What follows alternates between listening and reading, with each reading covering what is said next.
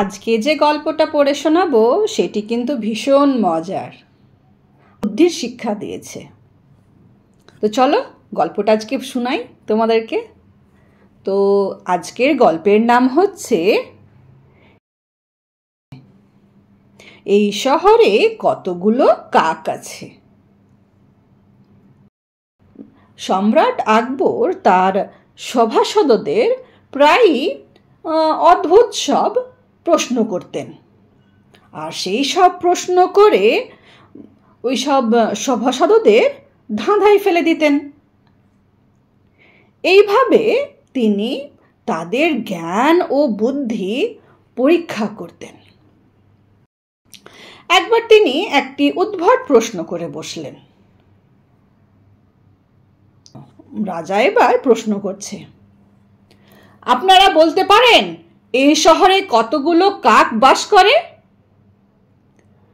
সভাসদরা প্রশ্ন শুনে স্তম্ভিত, একে অপরের দিকে তাকাতে লাগলো।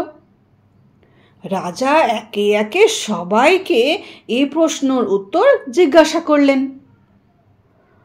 প্রত্যেকে উঠে দাঁড়িয়ে নীরবে মাথা নিচু করে থাকলেন। কেউই এর প্রশ্নের জবাব খুঁজে পেলেন না।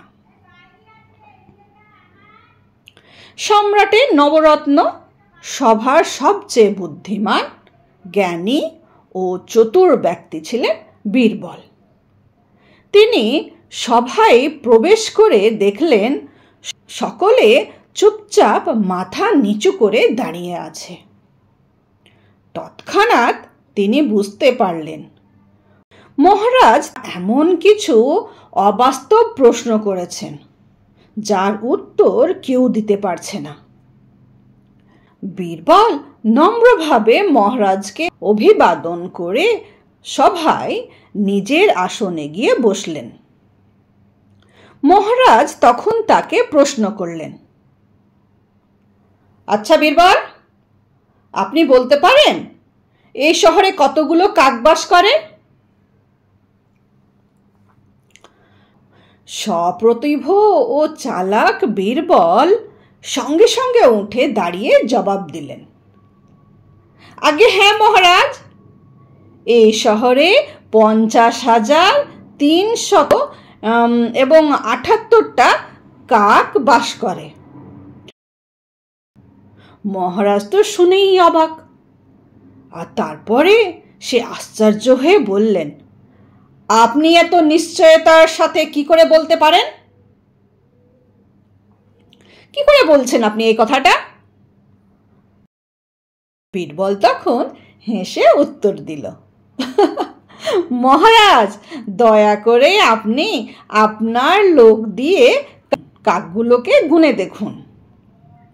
যদি কাকের সংখ্যা 50,378-এর বেশি হয় তবে বুঝবেন অন্য শহর থেকে কিছু কাক এই শহরে এসেছে তাদের বন্ধু ও আত্মীয়দের সাথে দেখা করতে।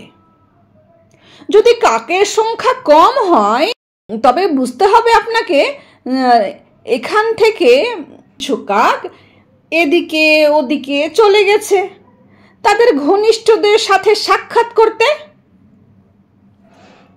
বীরবলের উত্তরে আকবর সম্রাট সন্তুষ্ট হয়ে তাকে জড়িয়ে ধরলেন।